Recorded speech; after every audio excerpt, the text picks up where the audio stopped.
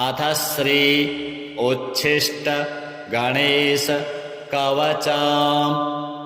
देव्युवाच देवदेव जगन्नाथ सृष्टिस्थितिलयात्मक विना ध्यानं विना मन्त्रं विना होमं विना जपं येन स्मरणमात्रेण लभ्यते चासु चिन्तितं तदेव श्रोतुमिच्छामि कथयस्व जगत्प्रभो। ईश्वर उवाच शृणु देवि प्रवक्ष्यामि गुह्याद् गुह्यतरं महत् उच्छिष्टगणनाथस्य कवचं सर्वसिद्धिदम् अल्पायासेर्विना कष्टैर्जपमात्रेण सिद्धिदम् एकान्ते निर्जनेरण्ये गह्वरे च रथाङ्गणे सिन्धुतीरे च गङ्गायाः कूले वृक्षतले जले सर्वदेवालये तीर्थे लब्ध्वा सम्यक् जपं चरेत्। स्नानशौचादिकं नास्ति निर्वधनं प्रिये दारिद्र्यान्तकरं शीघ्रं सर्वतत्त्वं जनप्रिये सहस्रशपथं कृत्वा यदि स्नेहोऽस्ति मां प्रति निन्दकाय कुशिष्याय खलाय कुटिलाय च दुष्टाय परशिष्याय घातकाय शठाय च वञ्चकाय वरघ्नाय ब्रह्माणि गमनाय च अशक्ताय च क्रूराय गुरुद्रोहरताय च न दातव्यं न दातव्यं न दातव्यं कदाचन गुरुभक्ताय दातव्यं सच्छिष्याय विशेषतः तेषां सिद्ध्यन्ति शीघ्रेण ह्यन्यथा न च सिद्ध्यति गुरुसन्तुष्टिमात्रेण कलौ प्रत्यक्षसिद्धिदम् देहोच्छिष्टैः प्रजप्तव्यं तथोच्छिष्टैर्महामनुः आकाशे च फलं प्राप्तं नान्यथा वचनं मम एषा राजवती विद्या विना पुण्यं न लभ्यते अथ वक्ष्यामि देवेशि कवचं मन्त्रपूर्वकं येन विज्ञातमात्रेण राजभोगफलप्रदम् ऋषिर्मे गणकः पातु शिरसि च निरन्तरं त्राहि मां देवि गायत्री छन्दो ऋषिः सदा मुखे हृदये पातु मां नित्यम् उच्छिष्टगणदेवता गुह्यो रक्षतु तद्बीजम् स्वाहा शक्तिश्च पादयोः कामकीलक सर्वाङ्गे विनियोगश्च सर्वदा पार्श्वद्वये सदा पातु स्वशक्तिं गणनायकः शिखायां पातु तद्बीजं भ्रूमध्ये तारबीजकं हस्तिवक्त्रश्च शिरसि लम्बोदरो ललाटके उच्छिष्टो नेत्रयोः पातु कर्णौ पातु महात्मने पाशाङ्कुशमहाबीजं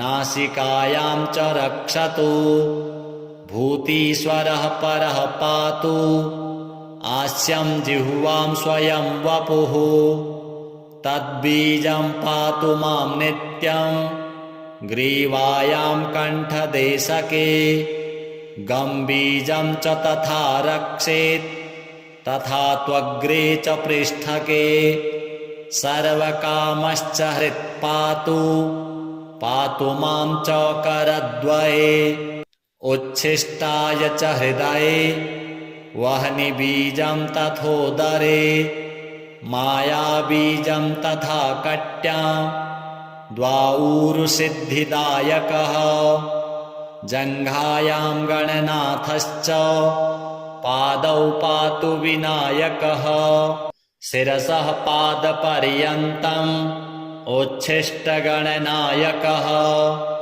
आपादमस्तकान्तं च उमापुत्रश्च पातु माम् दिशोष्टौ च तथाकाशे पाताले विदिशाष्टके अहर्निशं च मां पातु मदचञ्चललोचनः जले नले च सङ्ग्रामे दुष्टकारागृहे वने राजद्वारे घोरपथे पातु मां गणनायकः इदं तु कवचं गुह्यं मम वक्त्राद्विनिर्गतं त्रैलोक्ये सततं पातु द्विभुजश्च चतुर्भुजः बाह्यमभ्यन्तरं पातु सिद्धिबुद्धिर्विनायकः सर्वसिद्धिप्रदं देवी कवचं रिद्धिसिद्धिदम् एकान्ते प्रजपेन्मन्त्रं कवचं युक्तिसंयुतम् इदं रहस्यं कवचम् उच्छिष्टगणनायकम् सर्ववर्मसु देवेशि इदं कवचनायकम् एतत् कवचमाहात्म्यं वर्णितं नैव शक्यते धर्मार्थकाममोक्षं च नानाफलप्रदं नृणाम् शिवपुत्रः सदा पातु मां सुरार्चितः गजाननः सदा पातु गणराजश्च पातु मां सदा शक्तिरतः पातु मां कामविह्वलः सर्वाभरणभूषाढ्यः पातु मां सिन्दूरार्चितः पञ्चमोदकरः पातु मां पार्वतीसुतः पाशाङ्कुशधरः पातु मां च धनेश्वरः गदाधरः सदा पातु मां काममोहितः नग्ननारीरतः पातु मां च गणेश्वरः अक्षयं वरदः पातु शक्तियुक्तिः सदावतु भालचन्द्रः सदा पातु नानारत्नविभूषितः उच्छिष्टगणनाथश्च मदाघूर्णितलोचनः नारीयोनिरसास्वादः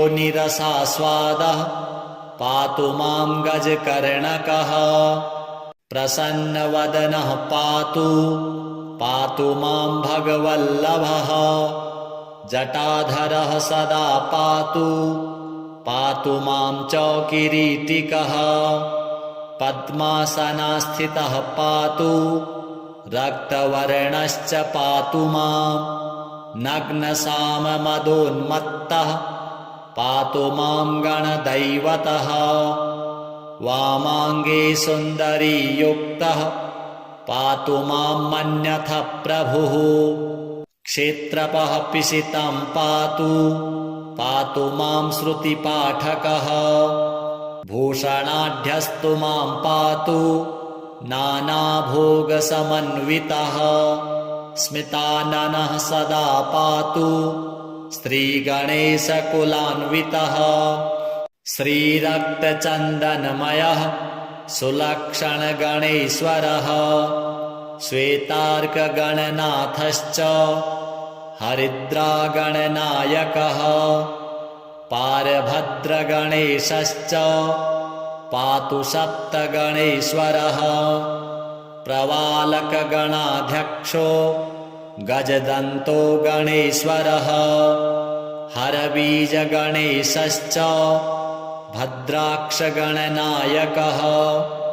दिव्यौषधिसमुद्भूतो गणेशाश्चिन्तितप्रदः लवणस्य गणाध्यक्षो मृत्तिकागणनायकः तण्डुलाक्षगणाध्यक्षो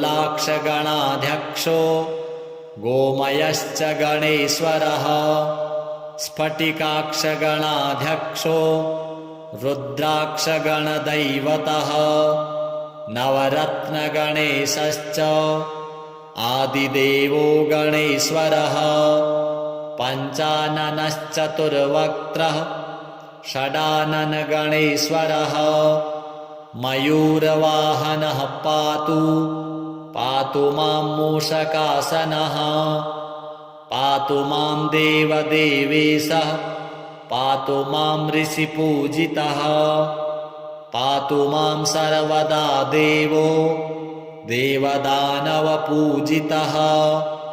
त्रैलोक्यपूजितो देवः पातु मां च विभुः प्रभुः रङ्गस्थं च सदा पातु सागरस्थं सदावतु चतुष्पदे सदा पातु त्रिपस्थं च पातु मां बिल्वस्थं च वनस्थं च पातु मां सर्वतस्तनं राजद्वारस्थितं पातु मां शीघ्रसिद्धिदः भवानी पूजितः पातु ब्रह्मविष्णुशिवार्चितः इदं तु कवचं देवी पठनात् सर्वसिद्धिदम् उच्छिष्टगणनाथस्य समन्त्रं कवचं परं स्मरणात् भूपतित्वं च लभते सांगतं ध्रुवं वाचः सिद्धिकरं शीघ्रं परसैन्यविदारणं प्रातरमध्याह्नसायाह्ने दिवारात्रौ पठेन्नरः चतुर्थ्यां दिवसे रात्रौ पूजने मानदायकं सर्वसौभाग्यदं शीघ्रं दारिद्र्याणवघातकं सुदारसुप्रजासौख्यं सर्वसिद्धिकरं नृणां जलेऽथवा नलेरण्ये सिन्धुतीरे सरित्तटे श्मशाने दूरदेशे च रणे पर्वतगह्वरे राजद्वारे भये घोरे निर्भयो जायते ध्रुवं सागरे च महाशीते दुर्भिक्षे दुष्टसङ्कटे भूतप्रेतपिशाचादि यक्षराक्षसजे भये राक्षसी यक्षिणी क्रूरा शाकिनी डाकिनी गणाः राजमृत्युहरं देवी कवचं कामधेनुवत् अनन्तफलदं देवी सति मोक्षं च पार्वती कवचेन विना मन्त्रं यो जपेत् गणनायकम् इह जन्मानि पापिष्ठो जन्मान्ते मूषको भवेत् इति परमरहस्यं देवदेवार्चनं च कवच परमदिव्यं पार्वतीपुत्ररूपं पठति परमभोगैश्वर्य मोक्षप्रदं च लभति सकलसौख्यं शक्तिपुत्रप्रसादात् श्रीगणेशार्पणमस्तु। देवदेव जगन्नाथ सृष्टिस्थितिलयात्मक विना ध्यानं विना मन्त्रं विना होमं विना जपं येन स्मरणमात्रेण लभ्यते चासु चिन्तितं तदेव श्रोतुमिच्छामि कथयस्व जगत्प्रभो। ईश्वर उवाच शृणु देवि प्रवक्ष्यामि गुह्याद्गुह्यतरं महत् उच्छिष्टगणनाथस्य कवचं सर्वसिद्धिदम् अल्पायासैर्विना कष्टैर्जपमात्रेण सिद्धिदम् एकान्ते निर्जनेरण्ये गह्वरे च रथाङ्गणे सिन्धुतीरे च गङ्गायाः कूले वृक्षतले जले सर्वदेवालये तीर्थे लब्ध्वा सम्यक् जपं चरेत् स्नानशौचादिकं नास्ति नास्ति निर्वधनं प्रिये दारिद्र्यान्तकरं शीघ्रं सर्वतत्त्वं जनप्रिये सहस्रशपथं कृत्वा यदि स्नेहोऽस्ति मां प्रति निन्दकाय कुशिष्याय खलाय कुटिलाय च दुष्टाय परशिष्याय घातकाय शठाय च वञ्चकाय वरघ्नाय ब्रह्माणि गमनाय च अशक्ताय च क्रूराय गुरुद्रोहरताय च न दातव्यं न दातव्यं न दातव्यं कदाचन गुरुभक्ताय दातव्यं सच्छिष्याय विशेषतः तेषां सिद्ध्यन्ति शीघ्रेण ह्यन्यथा न च सिद्ध्यति गुरुसन्तुष्टिमात्रेण कलौ प्रत्यक्षसिद्धिदम् देहोच्छिष्टैः प्रजप्तव्यं तथोच्छिष्टैर्महामनुः आकाशे च फलं प्राप्तं नान्यथा वचनं मम एषा राजवती विद्या विना पुण्यं न लभ्यते अथ वक्ष्यामि देवेशि कवचं मन्त्रपूर्वकं येन विज्ञातमात्रेण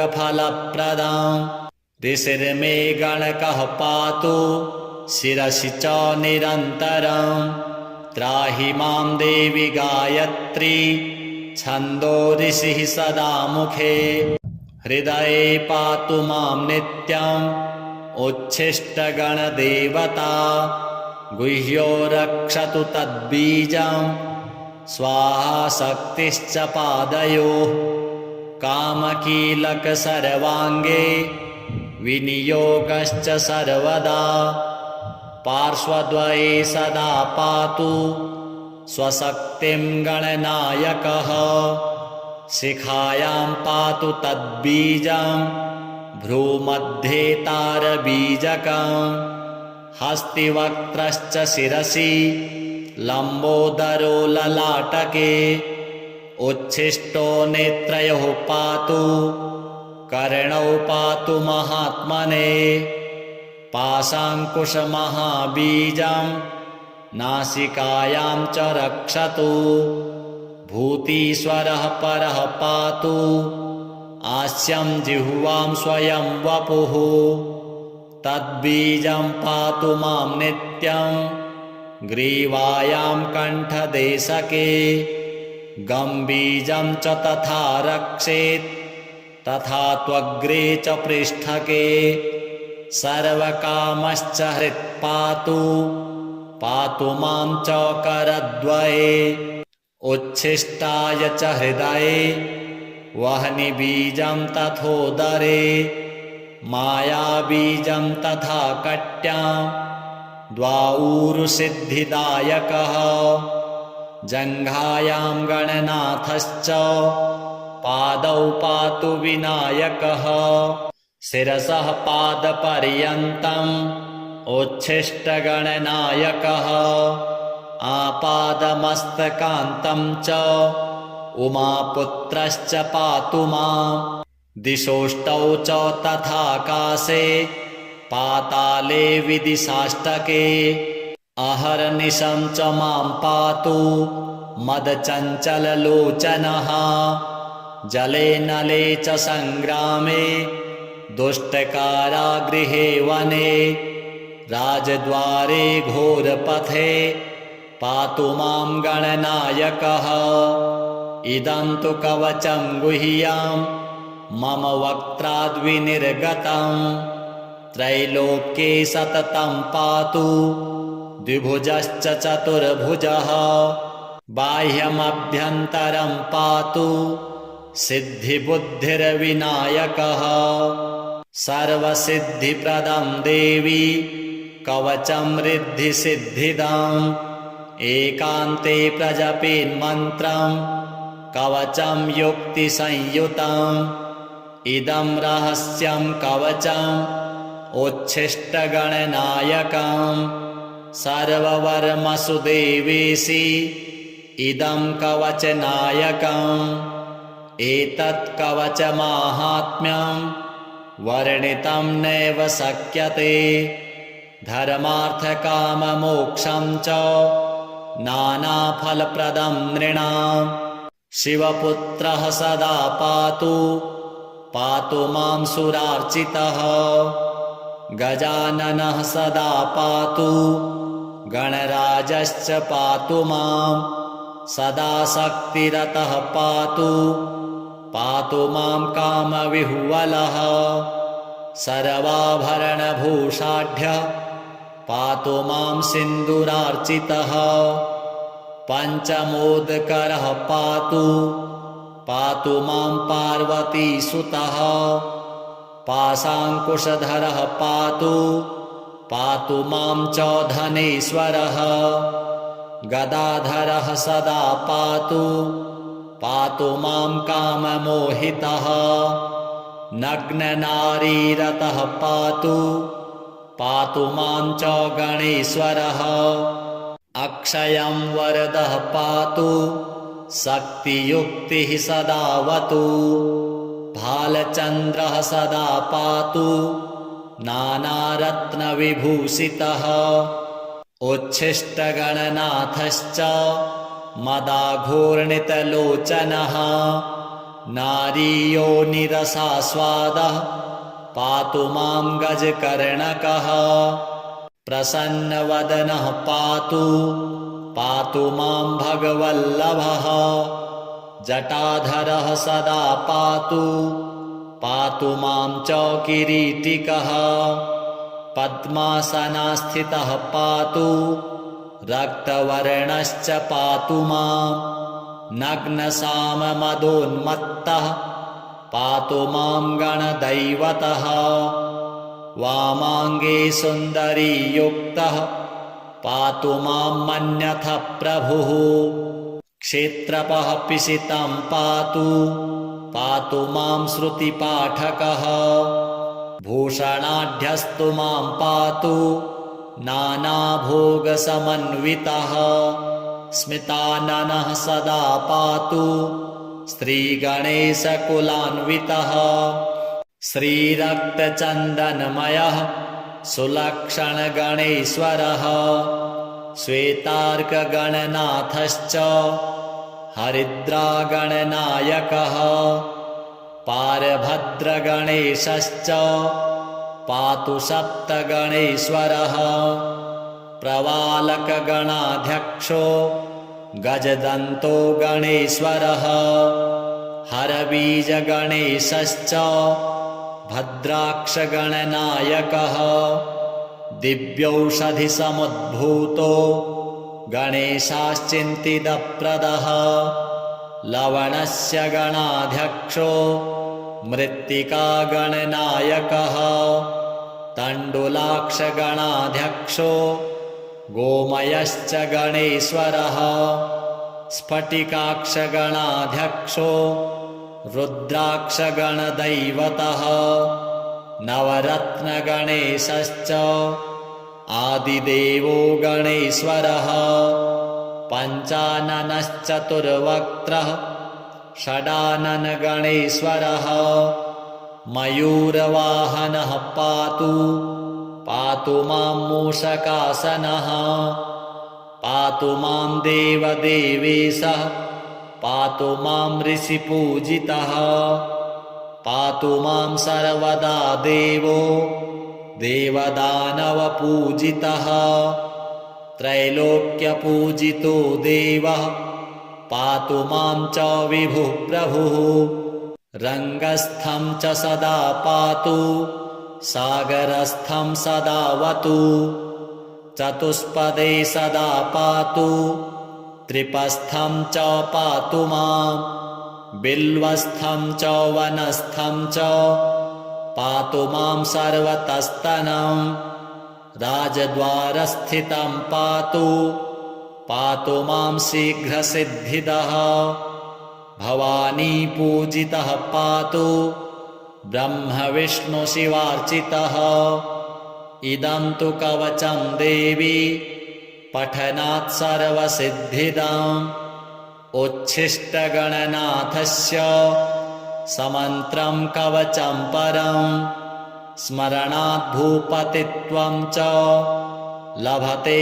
सांगतं ध्रुवं वाचः सिद्धिकरं शीघ्रं परसैन्यविदारणं प्रातरमध्याह्नसायाह्ने दिवारात्रौ पठेन्नरः चतुर्थ्यां दिवसे रात्रौ पूजने मानदायकं सर्वसौभाग्यदं शीघ्रं दारिद्र्याणवघातकं सुदारसुप्रजासौख्यं सर्वसिद्धिकरं नृणां जलेऽथवा नलेरण्ये सिन्धुतीरे सरित्तटे श्मशाने दूरदेशे च रणे पर्वतगह्वरे राजद्वारे भये घोरे निर्भयो जायते ध्रुवं सागरे च महाशीते दुर्भिक्षे दुष्टसङ्कटे भूतप्रेतपिशाचादि यक्षराक्षसजे भये राक्षसी यक्षिणी क्रूरा शाकिनी डाकिनी गणाः राजमृत्युहरं देवी कवचं कामधेनुवत् अनन्तफलदं देवी सति मोक्षं च पार्वती कवचेन विना मन्त्रं यो जपेत् गणनायकम् इह जन्मानि पापिष्ठो जन्मान्ते मूषको भवेत् इति परमरहस्यं देवदेवार्चनं च कवच परमदिव्यं पार्वतीपुत्ररूपं पठति परमभोगैश्वर्य मोक्षप्रदं च लभति सकलसौख्यं शक्तिपुत्रप्रसादात् श्रीगणेशार्पणमस्तु। देवदेव जगन्नाथ सृष्टिस्थितिलयात्मक विना ध्यानं विना मन्त्रं विना होमं विना जपं येन स्मरणमात्रेण लभ्यते चासुचिन्तितं तदेव श्रोतुमिच्छामि कथयस्व जगत्प्रभो। ईश्वर उवाच शृणु देवि प्रवक्ष्यामि गुह्याद्गुह्यतरं महत् उच्छिष्टगणनाथस्य कवचं सर्वसिद्धिदम् अल्पायासैर्विना कष्टैर्जपमात्रेण सिद्धिदम् एकान्ते निर्जनेरण्ये गह्वरे च रथाङ्गणे सिन्धुतीरे च गङ्गायाः कूले वृक्षतले जले सर्वदेवालये तीर्थे लब्ध्वा सम्यक् जपं चरेत् स्नानशौचादिकं नास्ति निर्वधनं प्रिये दारिद्र्यान्तकरं शीघ्रं सर्वतत्त्वं जनप्रिये सहस्रशपथं कृत्वा यदि स्नेहोऽस्ति मां प्रति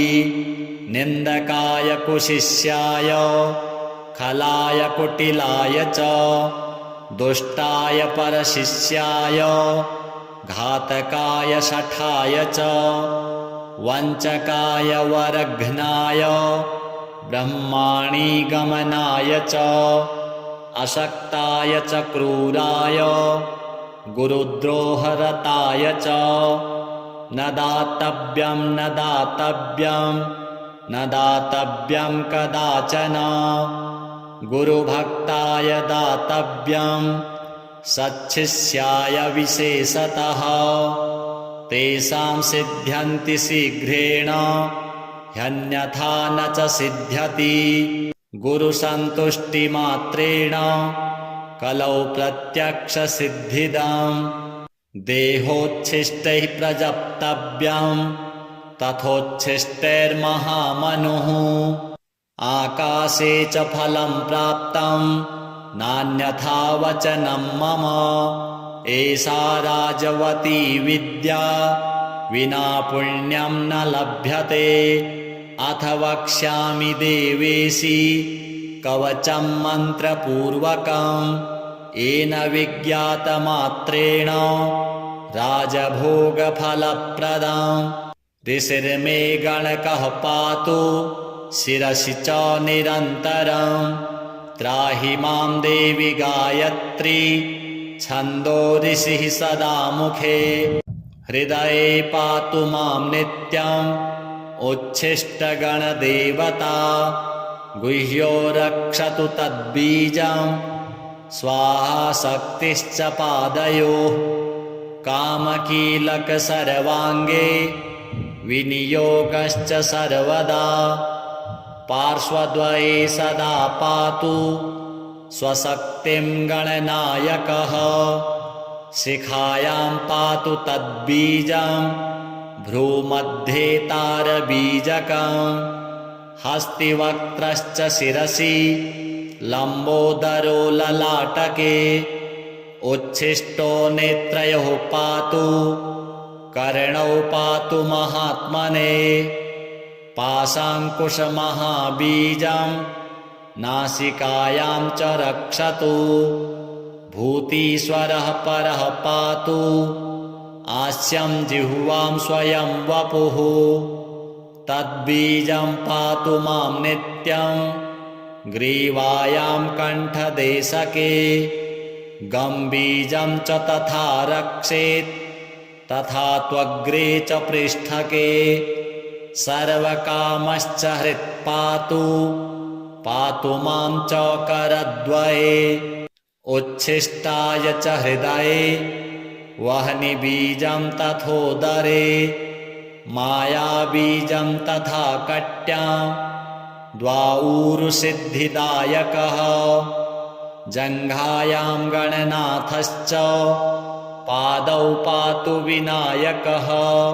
शिरसः पादपर्यन्तम् उच्छिष्टगणनायकः। आपादमस्तकान्तं च उमापुत्रश्च पातु माम्। दिशोष्टौ च तथाकाशे पाताले विदिशाष्टके। अहर्निशं च मां पातु मदचञ्चललोचनः। जले नले च सङ्ग्रामे दुष्टकारागृहे वने। राजद्वारे घोरपथे पातु मां गणनायकः। इदं तु कवचं गुह्यं मम वक्त्राद्विनिर्गतं। त्रैलोक्ये सततं पातु द्विभुजश्च चतुर्भुजः। बाह्यमभ्यन्तरं पातु सिद्धिबुद्धिर्विनायकः। सर्वसिद्धिप्रदं देवी कवचं रिद्धिसिद्धिदम्। एकान्ते प्रजपेन्मन्त्रं कवचं युक्तिसंयुतम्। इदं रहस्यं कवचम् उच्छिष्टगणनायकम्। सर्ववर्मसु देवेशी इदं कवचनायकम्। एतत् कवचमाहात्म्यं वर्णितं नैव शक्यते। धर्मार्थकाममोक्षं च नानाफलप्रदं नृणाम्। शिवपुत्रः सदा पातु पातु मां सुरार्चितः। गजाननः सदा पातु गणराजश्च पातु मां। सदा शक्तिरतः पातु पातु मां कामविह्वलः। सर्वाभरणभूषाढ्यः पातु मां सिन्दूरार्चितः। पञ्चमोदकरः पातु पातु मां पार्वतीसुतः। पाशाङ्कुशधरः पातु पातु मां च धनेश्वरः। गदाधरः सदा पातु पातु मां काममोहितः। नग्ननारीरतः पातु पातु मां च गणेश्वरः। अक्षयं वरदः पातु शक्तियुक्तिः सदावतु। भालचन्द्रः सदा पातु नानारत्नविभूषितः। उच्छिष्टगणनाथश्च मदाघूर्णितलोचनः। नारीयोनिरसास्वादः पातु मां गजकर्णकः। प्रसन्नवदनः पातु मां भगवल्लभः। जटाधरः सदा पातु मां च किरीटिकः। पद्मासनास्थितः पातु रक्तवर्णश्च पातु मां। नग्नसाममदोन्मत्तः पातु मां गणदैवतः। वामाङ्गे सुन्दरीयुक्तः पातु मां मन्यथ प्रभुः। क्षेत्रपः पिशितं पातु मां श्रुतिपाठकः। भूषणाढ्यस्तु मां पातु नानाभोगसमन्वितः। स्मिताननः सदा पातु श्रीगणेशकुलान्वितः। श्रीरक्तचन्दनमयः सुलक्षणगणेश्वरः। श्वेतार्कगणनाथश्च हरिद्रागणनायकः। पारभद्रगणेशश्च पातु सप्तगणेश्वरः। प्रवालकगणाध्यक्षो गजदन्तो गणेश्वरः। हरबीजगणेशश्च भद्राक्षगणनायकः। दिव्यौषधिसमुद्भूतो गणेशाश्चिन्तितप्रदः। लवणस्य गणाध्यक्षो मृत्तिकागणनायकः। तण्डुलाक्षगणाध्यक्षो गोमयश्च गणेश्वरः। स्फटिकाक्षगणाध्यक्षो रुद्राक्षगणदैवतः। नवरत्नगणेशश्च आदिदेवो गणेश्वरः। पञ्चाननश्चतुर्वक्त्रः षडाननगणेश्वरः। मयूरवाहनः पातु मां मूषकासनः। पातु मां देवदेवेशः पातु मां ऋषिपूजितः। पातु मां सर्वदा देवो देवदानवपूजितः। त्रैलोक्यपूजितो देवः पातु मां च विभुः प्रभुः। रङ्गस्थं च सदा पातु सागरस्थं सदावतु। चतुष्पदे सदा पातु त्रिपस्थं च पातु मां। बिल्वस्थं च वनस्थं च पातु मां सर्वतस्तनं। राजद्वारस्थितं पातु मां शीघ्रसिद्धिदः। भवानीपूजितः पातु ब्रह्मविष्णुशिवार्चितः। इदं तु कवचं देवी पठनात् सर्वसिद्धिदम्। उच्छिष्टगणनाथस्य समन्त्रं कवचं परं। स्मरणात् भूपतित्वं च लभते साङ्गतं ध्रुवं। वाचः सिद्धिकरं शीघ्रं परसैन्यविदारणं। प्रातरमध्याह्नसायाह्ने दिवारात्रौ पठेन्नरः। चतुर्थ्यां दिवसे रात्रौ पूजने मानदायकं। सर्वसौभाग्यदं शीघ्रं दारिद्र्याणवघातकं। सुदारसुप्रजासौख्यं सर्वसिद्धिकरं नृणां। जलेऽथवा नलेरण्ये सिन्धुतीरे सरित्तटे। श्मशाने दूरदेशे च रणे पर्वतगह्वरे। राजद्वारे भये घोरे निर्भयो जायते ध्रुवम् सागरे च महासीते दुर्भिक्षे दुष्टसङ्कटे भूतप्रेतपिशाचादि यक्षराक्षसजे भये राक्षसी यक्षिणी क्रूरा शाकिनी डाकिनी गणाः राजमृत्युहरं देवी कवचं कामधेनुवत् अनन्तफलदं देवी सति मोक्षं च पार्वती कवचेन विना मन्त्रं यो जपेत् गणनायकम् इह जन्मानि पापिष्ठो जन्मान्ते मूषको भवेत् इति परमरहस्यं देवदेवार्चनं च कवच परमदिव्यं पार्वतीपुत्ररूपम् पठति परमभोगैश्वर्य मोक्षप्रदं च लभति सकलसौख्यं शक्तिपुत्रप्रसादात् श्रीगणेशार्पणमस्तु।